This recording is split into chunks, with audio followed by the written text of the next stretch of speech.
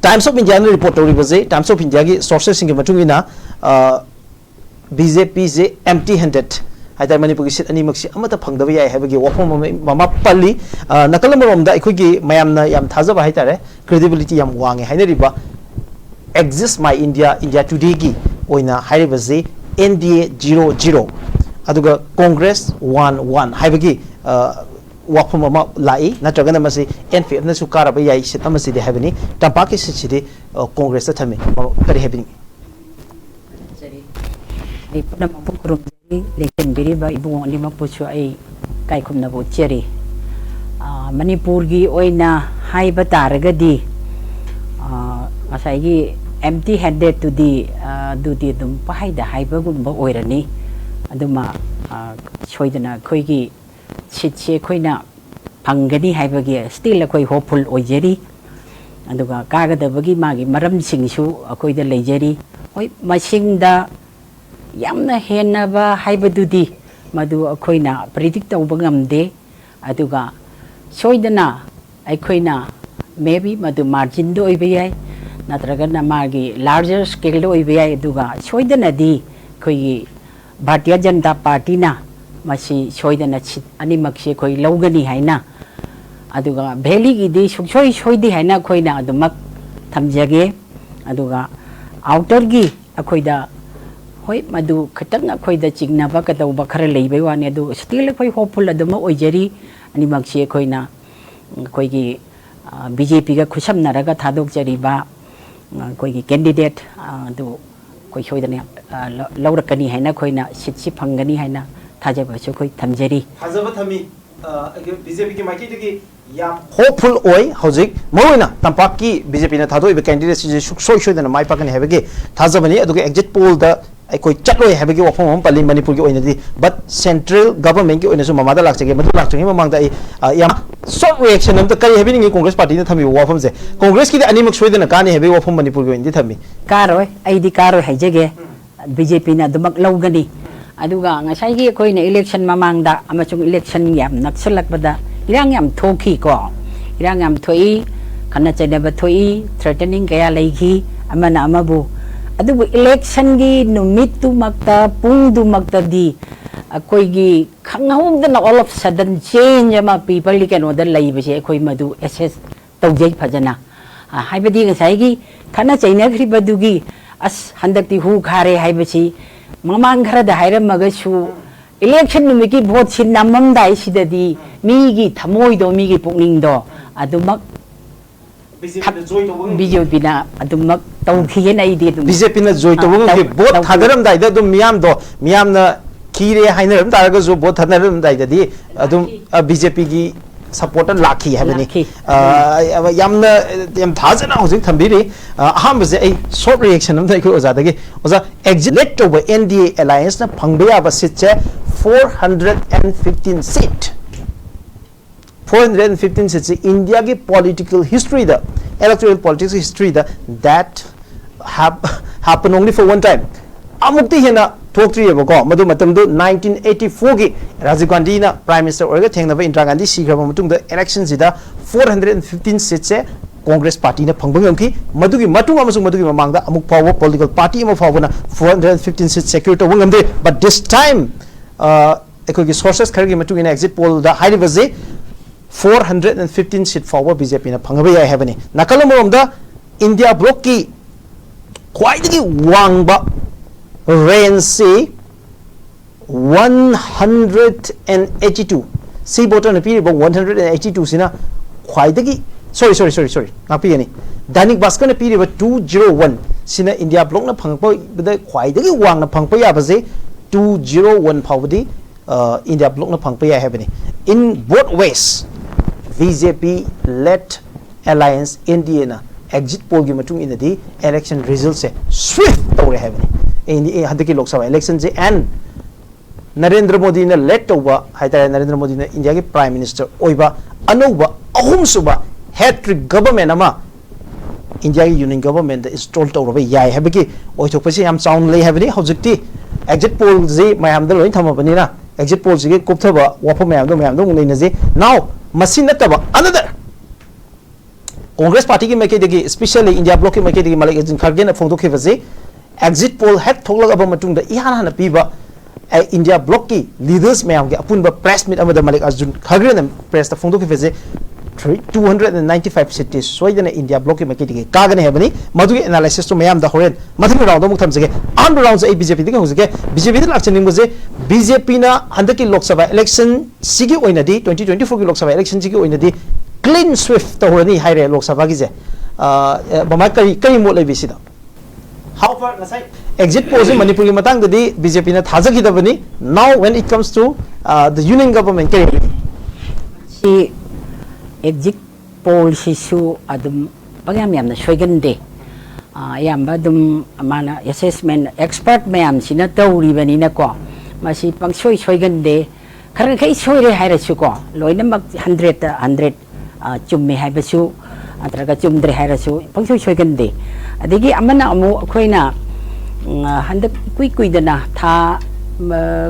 मरी गुम्बगी ममांगसिदा कोई national convention यावजेरुई इसागी Madhuda Modi personally मा मसाना स्टेज मा कन्न लाउरे कन्न हाइखरे माना मा 400 सीट से टारगेटेड हाइदना मा हाइखी मसामंगन लाउखी मयाम यामना मधुदा प्लीज तौने दु तौ मानसि खुबा खुदना खोतना अदुगी तौगदबनेना एनीवे हौजिकी अखोइना आउट ऑफ 543 को सिगी मनुंगदा 353 फंगनी हाइबसी असिदगी हेनबसी याय हाइबसी अमसिना टारगेट दी को टारगेट सी मा ngambasi याय ngamdabasi याय अदुगा हदकी 35 लोकसभा की कनो सिददी अखोइगी मोदी की अखोइ एनडीए कनो गवर्नमेंट सी सोइदनमक हलानी हाइबसी तारीख 5 नत्रगा 10 दा प्राइम मिनिस्टर की वासक लौबगी पोची अखोइना थाजबा याबा पाउदगी फंगजे अदुना मसी अखोइना लाउनरसु खारगेना हाइरसु हाइद्रसु मसी की पोची लाउनबा हौनबा इलेक्शन की दी हौनबिनी अमना मगी आइगी अना आइगी माना मागी से अखोइ अदमक मसी खरा तौनरकनी मागी पार्टी एफिलिएशन दुदा अदमक लोइनमक से इन्फ्लुएंस तौनरइनिना अदुबु अमा ओइरो अरोइबदा अखोइना सरकार अमा लाकपा हाइबसिदा सरकार सी सोइदनमकी अखोइगी अहुमसुबा तामसी नरेंद्र मोदी की तामसी माना प्राइम मिनिस्टर ओइबसी सोइदन हलकनी हाइबसी नेशनल की एग्जिट पोल ओइरो नत्रगा अखोइगी कैलकुलेशन ओइरो स्टेट वाइज लोइनमक्ता अखोइना येंगुरे हाइरगा नैनरुरे हाइरगासु अखोइगी मतोम माई मागी पार्टी की इंटरेस्टेड ओइबा मीसिंगसिदी मथन लेरकांदा तुम खरा येंबा पाबा नैनबा सी लोइन तौनरिबा घाक्तनिना अदुमक्सी सोइदन अखोइ ओइरे हाइबा पोची माई थाजबसी लेजरे ओके थाजबसी एग्जिट पोल थाजबा लई अदु एग्जिट पोल याम कन्न सोइगन बनते हाइबा वाफम मोज एग्जिट पोल बु डिफेंड तौरी हाइबा तारे for the national context Manipur की मतंग देनी ममागी डिफरेंट ओपिनियन अमदि लेरी नाउ ममादा लक्चनिंग जे हाउकिबो ओपिनियन पोल हाइबा तारे नसागी इलेक्शन होरकपा in the middle of election मरक सिददी इंडिया ब्लॉक सी कैन कम टू पावर हाइदना मैम याम कन्न गांगनगी हाइदरे मीडिया सिंग अदो अदवाइ द कमाइना ममा हौजिकसिना इंडिया ब्लॉक न कारगा सरकार सेंब याबगी ओइथोकपा अमा लेरमी हाइरगा हौजि exit poll the clean Swift अमा अखोइ एनडीए ना आइदि बीजेपी ना लाखिबजा मसि करी हाबिनी ममा मसि मतमदुदा अहमबगी इलेक्शन सी तौद्रिङैददी याम कन्न हंदक्ति हाइदना अखोइगी कन्न हेक्ता नैनरखरेको अखोइगी इंडिया ब्लॉक सी मपांगन कल्ले इंडिया ब्लॉक सी मचिन मोपा चंगदना अखोइगी ममा मचा चंगदना मसी पोचिदा मियाम सी यामना पुंगनिंग सुमतनखरे काइना तौबसी खरा लैखरेको यस अदुदा मागी नरेंद्र मोदी की अंगकपा अमा लेरी है अंगकपा अमा लेरी पीपल नसु अखोइ प्रजा सिंग कॉमन पीपल सिंग नसु हंगनरी बने करीनो मसीगी मिसक सी चोक थद्रब्रा मासीबु कइनो वाबगा सी लेत्रबा तैदी मखोन गा सीबगा सी याम याउरी है याम वाना को अद माजी कइम नते मासे मागी नुंगी दुनेबा मान कल्लीदो मा थाजेबसी लेखरेबा माइदी अने गसा हाइजेबा ꯑꯩꯈꯣꯏꯒꯤ ꯅꯦꯁꯅꯦꯜ ꯀꯟꯚꯦꯟꯁꯟꯗꯨꯗ ꯃꯥ ꯑꯁꯨꯛꯀꯤ ꯃꯇꯤꯛ ꯃꯈꯧ ꯄꯣꯡꯅ ꯂꯥꯎꯈꯤ ꯑꯗꯨꯒ ꯃꯤꯌꯥꯝꯗ ꯊꯥꯖꯕ ꯄꯤꯈꯤ ꯑꯩ ꯑꯃꯨꯛ ꯍꯟꯅ ꯑꯩ ꯍꯜꯂꯛꯀꯅꯤ ꯍꯥꯏꯕꯁꯤ ꯃꯥ ꯍꯥꯏꯕꯗꯤ ꯑꯩꯈꯣꯏꯒꯤ ꯄꯥꯔꯇꯤꯁꯤ ꯂꯥꯛꯀꯅꯤ ꯍꯥꯏꯕꯁꯤ ꯃꯥ ꯂꯥꯎꯈꯤ ꯑꯗꯨꯅ ꯉꯁꯥꯏꯒꯤ ꯃꯥꯅ ꯏꯕꯟ ꯀꯩꯅꯣ ꯐꯥꯎꯕ ꯃꯥꯅ ꯀꯌꯥꯝ ꯊꯥꯖꯒꯦ ꯍꯥꯏꯕꯕꯨ ꯃꯥꯏ ꯊꯥꯖꯕꯗꯨꯅ ꯅꯠꯇ꯭ꯔꯣ ꯃꯥꯅ ꯑꯇꯣꯞꯄ ꯀꯟꯇ꯭ꯔꯤꯁꯤꯡꯒꯤ ꯂꯤꯗꯔꯁꯤꯡ ꯐꯥꯎꯕ ꯀꯧꯗꯅ ꯑꯩꯒꯤ ꯀꯩꯅꯣꯁꯤ ꯁꯤꯒꯤ ꯃꯦꯂꯥ ꯀꯨꯝꯍꯩꯁꯤ ꯌꯦꯡꯕꯤꯔꯔꯥꯎ ꯀꯥꯏꯅ ꯇꯧꯕ ꯃꯥ ꯂꯥꯎꯈꯤꯌꯦꯕ ꯃꯥ ꯏꯟꯚꯥꯏꯠ ꯇꯧꯈ꯭ꯔꯤꯌꯦꯕ ꯃꯌꯥꯝꯗ ꯑꯗꯨꯅ ꯃꯥꯒꯤ ꯀꯟꯐꯤꯗꯦꯟꯁ ꯗꯦꯟ ꯃꯥꯒꯤ ꯃꯨꯚꯃꯦꯟ ꯃꯥꯒꯤ ꯋꯥꯔꯀꯤꯡ ꯁ꯭ꯇꯥꯏꯜ ꯗꯦꯟ ꯃꯥꯒꯤ ꯀꯦꯝꯄꯦꯅꯤꯡ ꯃꯥꯅ ꯀꯦꯝꯄꯦꯟ ꯇꯧꯕꯒꯤ ꯃꯁꯤꯗ ꯃꯥꯒꯤ ꯐꯨꯜ ꯀꯟꯐꯤꯗꯦꯟꯁꯁꯤ ꯂꯩꯕ ꯃꯔꯝꯅ ꯉꯁꯥꯏꯒꯤ ꯌꯥꯝ ꯀꯟꯈꯠꯂꯛꯀꯦ ꯇꯧꯕ ꯏꯟꯗꯤꯌꯥ ꯕ꯭ꯂꯣꯛꯁꯦ ꯃꯥꯁꯤ ꯁꯣꯟꯊꯔꯛꯈꯤ ꯅꯝꯊꯔꯛꯄꯅꯦꯕ ꯁꯤꯊꯔꯛꯄꯅꯦꯕ Okay, last question ꯃꯃꯥꯗ ꯂꯥꯛꯆꯅꯤꯡꯕꯁꯦ ꯍꯧꯖꯤꯛ how far ꯍꯧꯖꯤꯛ Congress Party की मैके दिखे स्पेशली इंडिया ब्लॉक की लीडर मल्लिकार्जुन खड़गे की मैके दिखे हौजिक इंडियन नेशनल कांग्रेस की प्रेसिडेंट ओइरेनी आईसीसी की महाक थमकी बजे कांग्रेस पार्टी ने सुक्सु सुइदना 395 सीट नो इंडिया अलायंस ना सिगी सीट काब ngमगनी हैबगी मोगी एक्सपेक्टेशन जे करी हैबनी आशा तौबदी यानी आशा तौबा इसे अइना तौबसु याई बोंगना तौबसु याई आशा सी तौबा याई अदुबो आशा दुगी मपाननी आसाइगे एखोइदा गांगथोकपा ngamiba एंगोंदा पिरैबा एगी पांगल को अदुगा तसेंगनादी मदु सोइदनमक चुमलनी हाइबदी चुमलोय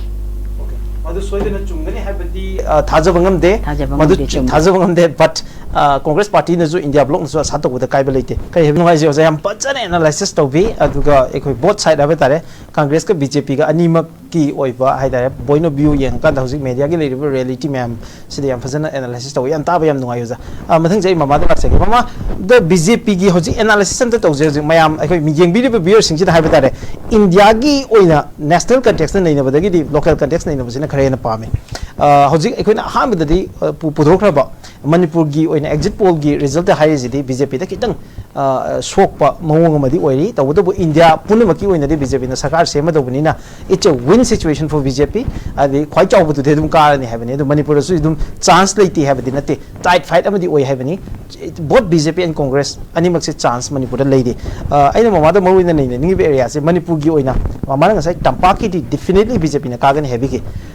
tampaki से मपुंगैना बीजेपी की माइकेदि थादो इबा कैंडिडेट चे बीजेपी की मरु ओइबा leader money हौजिक education minister आइको cabinet minister ओइबिरिबा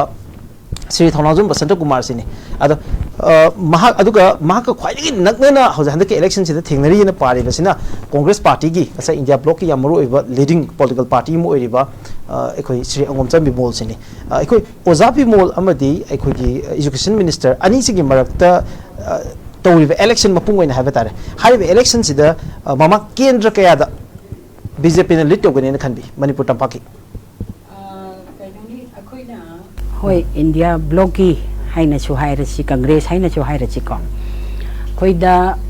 खोइगिना खोइगी Ibungo Basanta को मासु मागी पॉलिटिकल बैकग्राउंड निथिन लैबा अमसुंग प्रेजेंटली मागी दुम मफमसी चपचाना दुम लैबा अंगांगनी अदिगी अमु हंदकी कैनोगी सिदा खोइना कन्ना कैनोसी हुजी खोइगी कांग्रेस ना थाजे बिरिसी सोइदना ऐसुम कांग्रेस हाइजेके को लोकली को मसी सुम हाइजेके दुगा locally मसीदा खोइना Moina कागनी HiAce Bimol ओइरुबना Ibungo Bimol सी ओइरुबना हाइबनी कांग्रेस ओइना येगा अगा कांग्रेस की मागी आइडियोलॉजी नत्रगा मागी परफॉर्मेंसेस अखोई ममांग द लेखिबको अदु येंगागा हाइनबा नत्ते बिमोल मछि सो परफेक्ट मा अदुम आई हाइजेगे को अदुम याम मतिक चाबा को हेंदोकना मतिक चाबा अदुगा खोई हेन चौथोक चनिंगाई पोंथोक चनिंगाई ओइबा अखोईगी अखोई मैतै लेबाकी अखोईगी मियोय अमनी हाइबसि एदुम हाइजेगे अदना इबुंगो बिमोल सी ओइरुबना वेब सी याम लाखिबनी अदरवाइज अदम खरा वागदबनी अदगी अमगा मागी वेब सी कारखिबगी मागी सी याम हाई इनक्लाइन तौरखिबगी अमखक्सी अखोइदा याम लाइबक थीबा अखोइगी वेरी बैड लक सिचुएशन अमा एटमॉस्फेयर अमा अखोइदा लैकी मसी लान अमा लैखरे अखोइ लान सुम हाइरसी ममांगी चही अमा हेले एदनको मेदगी हौर इमनी मई जाकपा तांगाइरकपा थुगाइरकपा हातोकना बि कदौबिसी सी लान सी लैखरे सिदा पालिबा सरकार असिगी मागी कंट्रोलिंग पावर सि वाली हाइबगी मियामना खोई खोइसाउनबगी पोट लेखी को बीजेपी दा मसी करिगिनो सिदसु बीजेपी नि आदसु बीजेपी नि पार्टी अनि सिना डबल इंजिन हाइरगा करिगी मसीबु सोल्यूशन नम तौबिदबनो हाइबना चिंगबगी वारोबसी याम लै को पुनिंग नुंसीबसी याम लै एखोइ मक्सु अदमक नुंगाइखिदे करिनो तौरिसि बोना अदिगी प्लस अमुक एखोइदा मधुगी वारिंगैगी चैरक्सिदा इलेक्शन मयागी मधुना वेबसी कांग्रेस की और इंडिया ब्लॉक की सी वांखली याम हाई इंक्लाइन तवी मीसिंगसी करिगिनोदा यामना स्पीडी मागी इंक्लाइनेशन नम लाइबदुदी ngsaigi कैंडिडेट तुगी पर्सन दो अदुगी यामना मागी कनो सी वेटे सी मोंद याम लैयेबा को अदुना अदिगी अमुका ngsaigi अखोइगी पार्टी असिबु खितंग मागी ब्रेकडाउन हाइगद्रा मसी अंथोंना हंदक मुइन तौरिसि चुमदेदा हाइबगी लेंगाकसि चुमदेदा हाइबगी पेंदबदुगी मरक्ता मागी ngsaigi हाई इंक्लाइनेशन सि लाखिबनी दुमाइना देगी प्लस मा यामना परफेक्शनिस्ट नि हाइना आई लौजेगे को याम मतिक चाबा याम मपुंग फारबा मिवय अमनि हाइना आई लौजेगे likewise jab mane ko the same kano khoi gi balancing taw matamda ibungo basanta ko masa IPS officer ni magi experience ke leijere magi khoi gi parents ki backgrounding thina leire aduga ma su jab mane na magi daily base ko ujadana khoi gi sai gi natabada kitang mamit mamai normal ama dei makra kitang hendok thoidok na leibani na chu akoina logjai ko ada sumaina magi su leijai plus ma khoina huji ki leriba kendra gi oina khoina tarokpada imphal manung khitang tight oigani imphal manung si oina tight oigani tidim gi site chum chathaki bada dumak mana lead tawraga lakani leiriba singsi tidim gi line si ikhogi BJP na lead togane habane number leire adegi sidai haidaki bada oinam kendra oinam leire Bichempur leire Ningthaukhong leire then Moirang leire adi Kumbi leire ko kari leire adegi tariat surabra manga sure ko tidim line da adegi khitang akhoina Imphal West ki hairagana thanga tawgani soy the mama amta nain hause ba ko sigi tidim line da nambol dagi horaga nambol oinam Bishnupur Moirang Kumbi amadi thanga punna kendra taruk sima BJP ne letter ni have ne ma chi akhoi ki bank ne vote bank ne vote bank ni okay atopa site ima kara de kondong jam hapchen bi kondong jam hapchen bi ba yai adegi khoina Imphal West ki ko Imphal West ki oina mama da ina habet mating pangjara kanda yamna Imphal East side yam kana East ki da BJP na khare leading oigene na panari ja haingang leire kairau thongju leire thongju hapse kairau leire adegi kaino andro khurai masi khurai chu okay khurai andro ko haingang kairau andro khurai adu thongju hapse lo haibene thongju hapchen bi thongju hapse okay adu eraga okay masi mathak ta lamsang Imphal West na lamsang Imphal West ni lamsang hapse lage okay aduga sigi khoi gi town area hai tare ko sai sida adu still khoi ai isamak si kai samthong ni ko kai samthong si ai khoi gi target e khoi tawjegi adu bo kai samthong si di magi masamak si ibungo bimol masamak si oibani na adi plus ama sure khoi gi atwale gi ama si ibungo ma khoi bani na masi mai khoi na kitang khoi doubt lei je aduga atai si di adum mai khoi na aduna ne khoi ne yam khaji lakwa matam da koi si roi bada finally khoi adu mangam gari haiba pochi thambani okay hai di mama na hojik hai bi ri BJP ki mai ke di ngasai nambol dagi horoga na lamsang phau ko nambol oinam Bishnupur Moirang Kumbi thanga Konthojam adaga den so Imphal West amuka khala kan lamsang adagi sida muka Imphal East adaga West yausala kan da haingang kairau andro khurai thongju hariba kendra sing asida BJP na lit tawgani habani mama da muk lakchini sina khar kupna sing naina bagi pa khitang naina na bhona jagi ma ngasai gi hariba kendra mama na uji BJP ma khida panbiri ji 1 2 3 4 5 6 7 8 9 10 11 12 13 kendra 13 gumadi sure swai da BJP na lit tawgani habani kai samthong du ma khoi khitang chingnare sida mama hoi da threat oine na pa ba BJP ꯗ ꯌꯥꯝ ꯁꯣꯛꯀꯅꯤ ꯅ ꯄꯥꯕ ꯀꯦꯟꯗ꯭ꯔꯁꯦ ꯀꯔꯝ ꯀꯔꯝꯕ ꯑꯣꯏ BJP ꯒꯤ ꯃꯥꯏꯀꯩꯗꯒꯤ ꯑꯩꯈꯣꯏꯗ ꯁꯣꯛꯀꯅꯤ ꯁꯣꯟꯒꯅꯤ ꯂꯧꯕꯁꯦ ꯑꯗꯨꯗꯤ ꯑꯩꯈꯣꯏꯒꯤ ꯀꯩꯅꯣ ꯀꯩꯁꯥꯝꯊꯣꯡꯁꯤꯃꯛꯁꯤ ꯈꯔ ꯋꯥꯔꯅꯤ ꯀꯩꯁꯥꯝꯊꯣꯡ ꯋꯥꯔꯅꯤ ꯈꯤꯇꯪ ꯈꯤꯇꯪ ꯆꯤꯡꯅꯔꯦ ꯑꯩꯈꯣꯏꯗ ꯑꯗꯒꯤ ꯀꯔꯤ ꯂꯩꯔꯤ ꯑꯩꯈꯣꯏꯒꯤ ꯁꯒꯣꯜꯕꯟ ꯈꯔ ꯋꯥꯒꯅꯤ ꯑꯗꯒꯤ ꯏꯚꯟ ꯎꯔꯤꯄꯣꯛꯁꯦ ꯃꯁꯤꯃꯁꯨ ꯑꯩꯈꯣꯏ ꯑꯗꯨꯃꯛ ꯑꯩꯈꯣꯏ ꯊꯥꯗꯦ ꯀꯌꯥ ꯀꯟꯅ ꯊꯥꯗꯦ ꯊꯥꯗꯦ ꯑꯗꯩ ꯀꯔꯤ ꯂꯩꯔꯤ ꯑꯇꯣꯞꯄ ꯃꯃꯥ ꯑꯩꯈꯣꯏ ꯃꯦꯗꯤꯌꯥꯒꯤ ꯑꯦꯅꯥꯂꯥꯏꯁꯤꯁꯀꯤ ꯃꯇꯨꯡ ꯏꯟꯅ ꯃꯄꯨꯡ ꯑꯣꯏꯅ ꯍꯥꯏꯅꯔꯤꯕꯁꯤ BJP ꯗ ꯌꯥꯝ ꯀꯟꯅ ꯋꯥꯡꯅ ꯆꯠꯀꯗꯕ ꯃꯐꯝꯁꯤ ꯑꯩꯈꯣꯏ ꯍꯩꯉꯥꯡ ꯀꯌꯥꯎ ꯑꯟꯗ꯭ꯔꯣ ꯈꯨꯔꯥꯏ ꯅꯝꯕꯣꯜ ꯁꯤꯒꯤ ꯃꯐꯝꯁꯤꯡꯁꯤꯅ ꯈꯔ ꯍꯦꯟꯅ ꯆꯠꯀꯗ꯭ꯔꯥ ꯍꯥꯏꯕꯒꯤ ꯋꯥꯐꯝꯅꯤ ꯑꯗꯨꯒ ꯑꯃꯨꯛꯀ ꯀꯣꯡꯒ꯭ꯔꯦꯁ ꯄꯥꯔꯇꯤꯗ ꯈꯔ ꯍꯦꯟꯅ ꯑꯦꯗꯚꯥꯟꯇꯦꯖ ꯑꯣꯏꯅ ꯆꯠꯀꯗꯕ ꯃꯐꯝꯁꯤ ꯃꯃꯥꯅ ꯑꯗꯨꯝ ꯔꯤꯑꯦꯛ ꯇꯧꯕꯤꯔꯛꯎ ꯋꯥꯡꯈꯦꯝ ꯊꯧꯕꯥꯜ ꯈꯦꯇ꯭ꯔꯤꯒꯥꯎ ꯂꯤꯂꯣꯡ ꯍꯥꯏꯔꯤꯕ ꯀꯦꯟꯗ꯭ꯔ ꯈꯔꯁꯤꯗ ꯑꯩꯈꯣꯏꯒꯤ ꯀꯣꯡꯒ꯭ꯔꯦꯁꯅ ꯈꯔ ꯉꯝꯅ ꯃꯁꯤꯁꯤꯡꯁꯤ ꯄꯤꯊꯣꯛꯄꯤꯈ꯭ꯔꯣ ꯁꯤ ꯄꯤꯊꯣꯛꯈ꯭ꯔ ꯃꯇꯨꯡꯗ ꯃꯃꯥꯒꯤ ꯑꯦꯅꯥꯂꯥꯏꯁꯤꯁ ꯑꯃꯇ ꯇꯧꯕꯤꯔꯣ ꯀꯃꯥꯏꯅ ꯌꯦꯡꯉꯤ ꯀꯦꯟꯗ꯭ꯔ ꯃꯌꯥꯝꯁꯤ ꯑꯗꯨ ꯄꯤꯊꯣꯛꯈ꯭ꯔꯀꯥꯟꯗꯅꯦ ꯉꯁꯥꯏꯗꯨ 10 ꯈꯔ ꯍꯦꯟꯈꯤꯕ ꯅꯠꯇ꯭ꯔꯥ 16 ꯁꯨꯈ꯭ꯔꯦ ꯋꯥꯡꯈꯩꯁꯨ ꯋꯥꯠꯂꯤ ꯋꯥꯡꯈꯩꯗꯨ ꯑꯩꯈꯣꯏꯅ ꯊꯥꯖꯩ ꯑꯩꯈꯣꯏꯅꯗꯤ ꯋꯥꯡꯈꯩꯁꯦ BJPꯅ ꯊꯥꯏꯌꯦꯕ ꯑꯩꯈꯣꯏꯅ ꯊꯥꯏ ꯑꯣꯀꯦ ꯀꯪꯒ꯭ꯔꯦꯁꯀꯤ ꯆꯣꯡꯃꯨꯛ ꯂꯥꯛꯆꯒꯦ BJP ꯊꯥꯕꯒꯤ ꯃꯔꯝꯁꯦ ꯑꯩ ꯑꯝꯇ ꯍꯥꯏꯖꯒꯦꯕꯀꯣ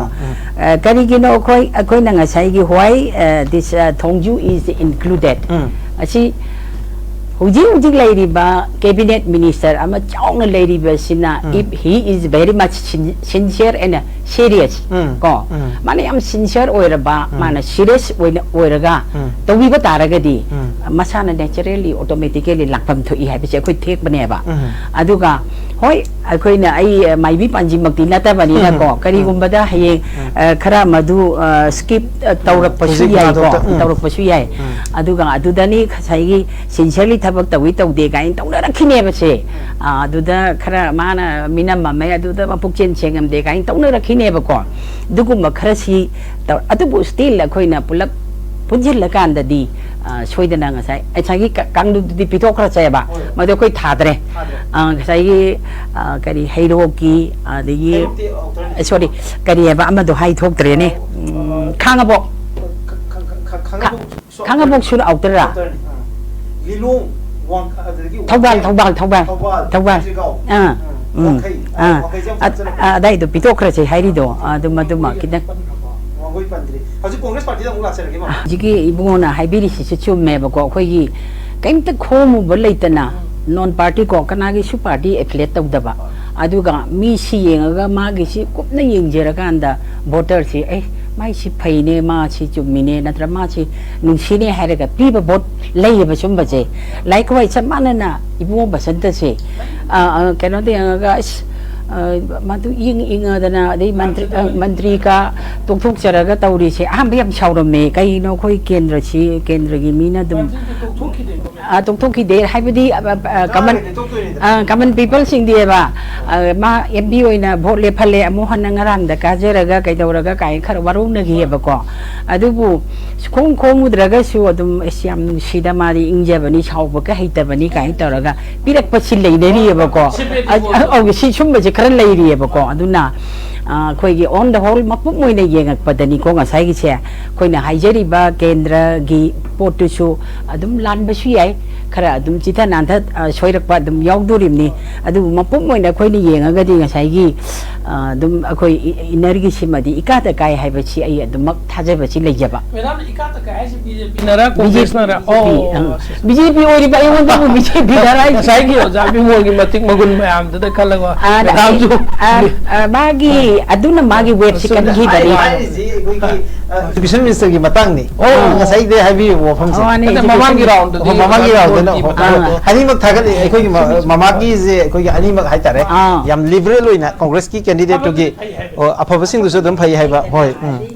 congress oibagi Hallaklagani sini ai basanta minister basanta phate hai biswai haide ko haide ma phai me am khai ma ingtap sab ma adu ding sai gi ibu bi mo so ba ko adu mak yam ma oibagi ne ba yam khi se web se ngasi je na ekoi noise dialogue ki ngasi gi episode se yam nungai bam na congress amasung bjp ani ke candidate ani mak se congress na su bjp candidate chu phai hai bjp na su congress ke candidate phai hai adu phai na dum hainari adu ka ba de khoi ka ni hebani hoji wari se adu ga mapung na kendra wise se mayam da perspective ma tham bangam na ba ma ko ai khoi ngasi khanari bam simak loi chumne heba leite masi ngasai gi evm gi manu lai khibani kanam ta na khang bana te adu ga khangda bo ga chu chorak na mayam gi opinion poll de yum phom boira ga da bjp gi su assessment ama congress su assessment ama sum thambaduni mayam da perspective sam dung thamjage adu ga last round yam tina laksage ai khoi gi hojul sik se Marina BJP and Congress and winning chance you wang at the same time Ching is after we some high order the man owner the outer the Jose yam tight fight ladies NPF ki Timothy 𝗍𝗡𝗂 loin na Congress party ki Alfred Arthur anisi ki merakani yam tight fight ladies at the same time hanagi United Naga Council ki president oramba khozon gi oine so sizable vote amadi mana ka ba phogi changda na jaga so vote thare de ma su phangani have se mayam na expect tong nari matang si da outer ki oine NPF amadi Congress ani ki yam tight fight lei hari bi da outer ki se apetang outer ki se to laksake mama outer ki NPF na phangado vote series Mazi tampakta leiba ekogi BJP na dominate obu kendra sing habatai masi ki mafam sing sida adumak ekogi BJP na traga BJP ki alliance lei mafam sing sida dum kaya amuk phangani ni NPF na khanbi kai habini masi akoina kaino akogi kendra wise na traga area wise oina haibadi akoita kitang lugani adubo particularize tawbo tar agadi kendra dipanse tampaki kendra dipanse Achida akoina ama outer gi siso koina assessment che sumaina thambaya ba ma ai chum thamjege ko masimak chumne habadete akoina for example Tamenglong ko asida khoigi party gi ka ba mingdu choibra ina haiba thoktabra dingphuga mai habra kaina ma lei ko asi yam sincerely tawrakhre magi si magi sidi khoina adum yam appreciate tawnare khoina ko adu gumna atai sina su tawbiram lagadi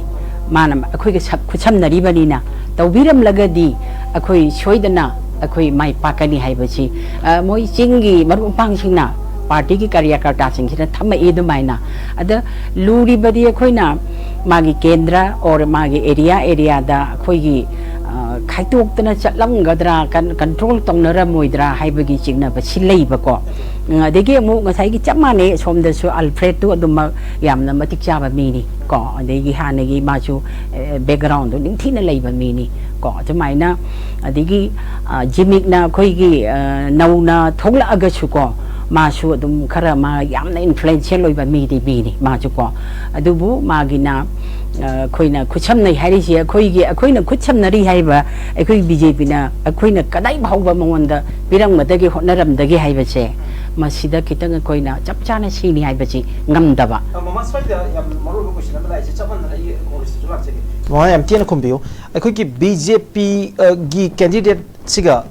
BJP habadi NDA ki candidate siga at the same time akhoi ki Congress candidate siga ani miksi tangkol ni Naga community that belongs to a tribe amadani pull up lepsalise nakalamon the live question di tampakta leiba kendra nipan gi bot ayamba saruksi congress chatkibra aibagi question jini aduga singi maruina kuki na dominate over kangpok pe amade chuchanpur gi saruk sing si amaka congress ta chatpra haibagi question jineba haiba ani si ki chawraba vote bank ani si ma chatlaba aduga then naga da gi chu khajitang congress na lobu ngamagadi mana kabagi chance dum leibra haibasini nakalamon da NPF ki oina zu haibatare BJP gi kariba candidate mayam sina amuk support oraba BJP gi ground work si amaka tapaki mafam sing sidagi amaka favorite oragadi naga gi vote bank dumaga phangaga dum punna kaba ngambai situation leibra chance le hebra ani kamai yenge mama sincere oina ba ko yamna khoina support tawi hariba khoigi BJP gi blog sina chap chana bu pangam taragadi mama sagi on magi nagagi khasu lakjagani ko to adu ragadi magi plus minus to daida adigi amsu arthar su adu maina magi su magi leijari baduna ani yam tight oi haba yam tight oi bane ba ko aduna khoina tight oi aduna ngasai ge khoina belly da outer chinga ga su belly haba tapak te leiba leiri dana sina kadai bau bachi tawrang wadage tawramoi dage or masi BJP nungsi da badagi BJP pam da badagi ꯑꯩꯈꯣꯏꯒꯤ BJPꯒ ꯈꯨꯠ ꯁꯝꯅꯩ ꯍꯥꯏꯕ ꯐꯥꯎꯕ ꯍꯦꯛ ꯁꯣꯛꯅꯤꯡꯗꯕ ꯍꯥꯏꯕ ꯄꯣꯠꯁꯤꯁꯨ ꯑꯩꯈꯣꯏꯒꯤ people ꯚꯣꯇꯔꯒꯤ ꯃꯥꯏꯟꯁꯦꯠꯇ ꯂꯩꯇꯕ ꯅꯠꯇꯦ ꯂꯩꯕ ꯌꯥꯎꯔꯤ ꯍꯥꯏꯕ Still hopeful for NPF NDA ꯒꯤꯗꯃꯛꯇ hopeful ꯑꯣꯏꯔꯦ ꯍꯥꯏꯕꯅꯤ ꯑꯩ ꯀꯣꯡꯒ꯭ꯔꯦꯁ ꯄꯥꯔꯇꯤ